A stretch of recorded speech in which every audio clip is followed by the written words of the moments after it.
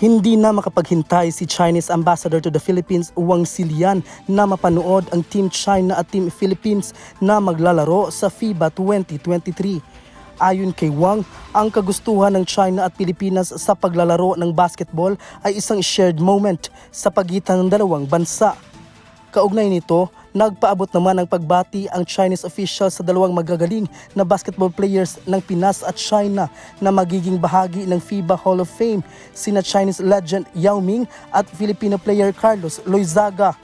Dagdag ng Chinese ambassador na isa siya sa pinakamalaking fan ni Yao Ming na siyang nagsisilbing kinatawan ng China sa mga nakalipas na torneo sa basketball. Sa ngayon, nasa ika-27 na pwesto ang China sa FIBA Basketball World Ranking. Para sa Your TV News, Israel Adriatico, sumasaludo sa bawat Pilipino.